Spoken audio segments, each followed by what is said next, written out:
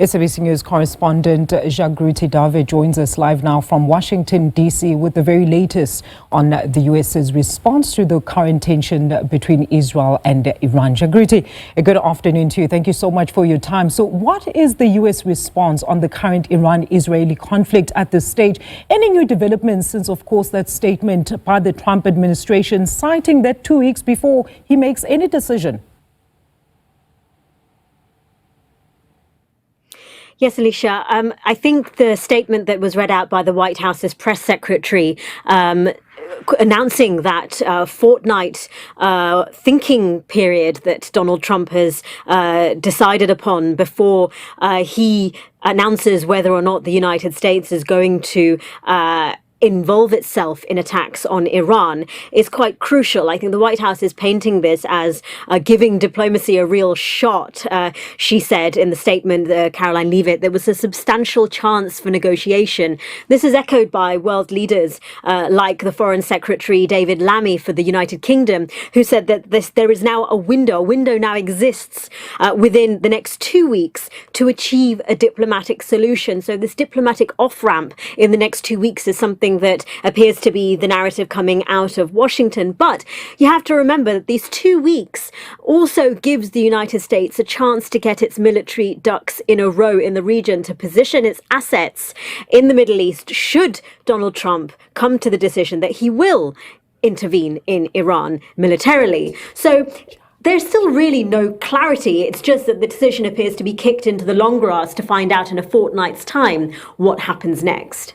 Very interesting indeed, Jagruti, because we've seen quite some fierce criticism, right, against even the potential that the United States could actually partake in this conflict. I mean, protests have also erupted in certain parts of the globe of those that are opposed to this conflict.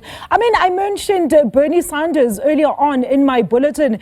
His remarks as a great example, and his War Powers Act. But it seems even U.S. lawmakers have now been advising against this move. What are you hearing on the ground? Yeah, we're seeing a real points of division, especially in the Republican Party, amongst Donald Trump's own supporters about the decision whether to go in or not in Iran. You've got these diehard MAGA supporters like Marjorie Taylor Greene, other supporters like Tucker Carlson, his own intel spy chief, the director of national intelligence, Tulsi Gabbard, all saying in different ways that intervention in Iran, direct military intervention in Iran by the United States perhaps isn't the way to go. You know, Marjorie Taylor Greene, a representative congresswoman, saying that her constituents didn't vote for this.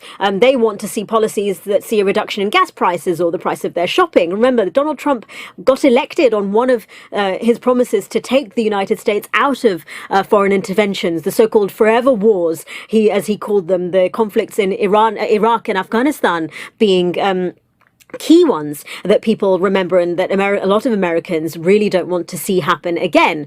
So these are the sorts of things that you're hearing from within the Republican Party itself. And whether or not Donald Trump takes into account the splits within his own base remains to be seen. He probably is listening to what lots of people are saying. You've got hawks, people who are in support of stronger cooperation between the United States and Israel, people like Lindsey Graham and other staunch defender of Donald Trump, who is very much saying that, the United States should go in, that they should once and for all end this issue of Iran that has plagued the United States and world leaders with regards to its nuclear activities. So lots of differing views here that the administration is clearly having to listen to.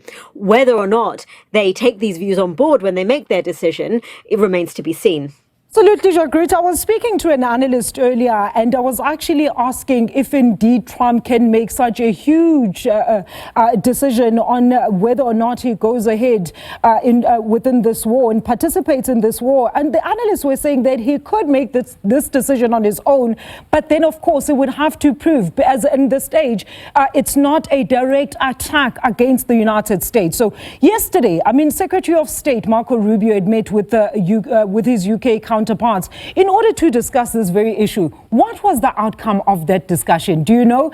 And as the United States continues beefing up, I know you mentioned this earlier, beefing up its forces out in the region, citing, of course, these moves as being defensive, it really doesn't seem like an effective diplomatic move to end the conflict. Moves all are highly criticized by the likes of even Russia at this stage. Well, look, I think you've got a lot of experts who are saying that perhaps this calculated uncertainty that the Trump administration is creating is there to put pressure on Iran as a strategy to get Iran to the negotiating table. Remember, Iran had utterly rejected the US's demands that it cease all of its nuclear enrichment activities. And so this could be a very calculated approach. It's an approach, the strategic uncertainty, an approach that many world leaders take to try to gain leverage in a negotiating situation.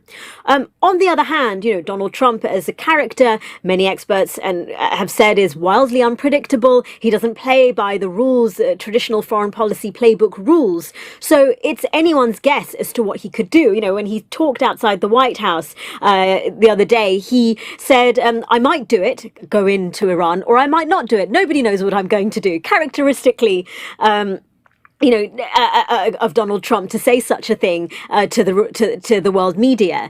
And so I think this strategic uncertainty, you could either argue that it is deliberate and strategic, or it's a case of, this is a calculation that, Iran is going to call Donald Trump's bluff at this point. And this, as many experts suggest, these attacks, these Israeli strikes on Iran are going to push Iran closer to a nuclear weapon rather than encourage them to desist. And so then you ask the question of whether this is something that is Donald Trump working strategically alongside Israel to put pressure on Russia, or is Israel acting unilaterally, and putting pressure, and yet more pressure on the Trump administration, who arguably that you could see that this is an indication that it's perhaps losing its influence on its key ally in the region.